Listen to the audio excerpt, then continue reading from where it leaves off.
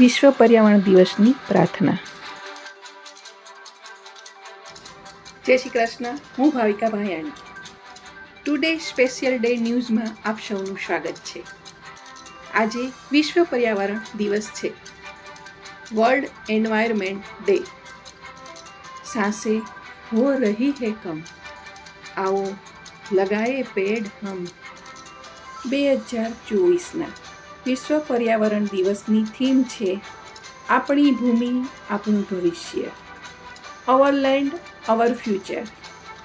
વૃક્ષો ઓછા થઈ ગયા એટલે ગરમી ખૂબ જ વધી ગઈ, તે આપણે સૌએ જોયું.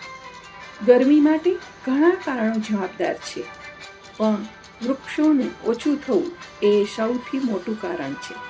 એટલા માટે આપણે સૌએ વૃક્ષો ઉગાડવા જોઈએ.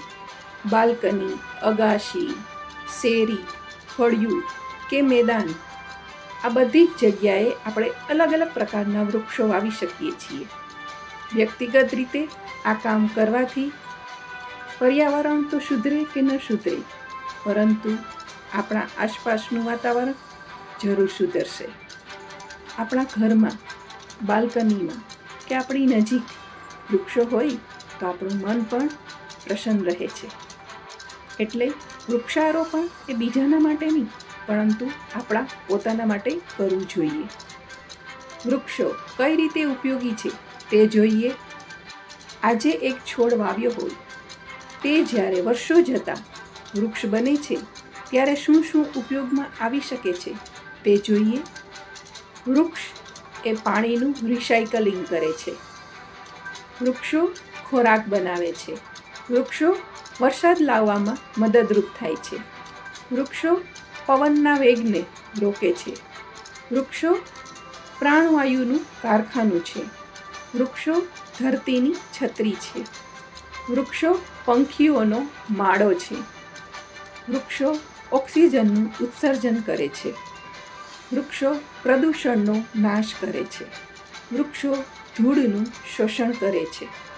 વૃક્ષો 3 થી 4% જેટલું તાપમાન ઘટાડી શકે છે. વૃક્ષો કાર્બન ડાયોક્સાઇડનું શોષણ કરે છે. આ રીતે વૃક્ષો ઓક્સિજનનું ઉત્પાદન કરે છે, વાયુ અને પ્રદૂષણને નિયંત્રણ કરે છે, જમીનનું ધોવાણ અટકાવે છે, દૂષિત હવાને ફિલ્ટર કરે છે અને ઘોંઘાટને પણ અટકાવે છે. તો આજના દિવસે આપણે સૌ નક્કી કરીએ કે આપણા જીવનમાં કમસે કમ એક વૃક્ષ તો જરૂર વાવીશું. ભીનમાલમાં મારા સાસુ, મારા બ્રહ્માકુમારી નણંદ અને તેના સહયોગીઓએ વૃક્ષારોપણ કર્યું. ઋગ્વેદમાં પર્યાવરણને ખૂબ જ મહત્ત્વ આપવામાં આવ્યું છે. ઋગ્વેદમાં એમ પણ કહેવામાં આવ્યું છે કે એક વૃક્ષ બરાબર 10 પુત્રોની બરોબર છે. આવો આપણે બધા આજના દિવસે પ્રકૃતિ પ્રત્યે કૃતજ્ઞતા વ્યક્ત કરી તેને બચાવવાનો સંકલ્પ લઈએ. અસ્તુ. Breaking news. વધતી જતી ગરમીને કારણે બધાને સમજાઈ ગયું એક વૃક્ષ તો વાવવું જ જોઈએ, એટલે બધાએ એક વૃક્ષ વાવ્યું. ધરતી લીલીછમ થઈ ગઈ અને ધરતી ઉપર જ સ્વર્ગ થઈ ગયું. વિશ્વ પર્યાવરણ દિવસની શુભકામના. તો આવા ટુડે સ્પેશિયલ ન્યૂઝમાં આપણે સતત મળતા રહીશું. ત્યાં સુધી હું રજા લઉં છું. નમસ્કાર.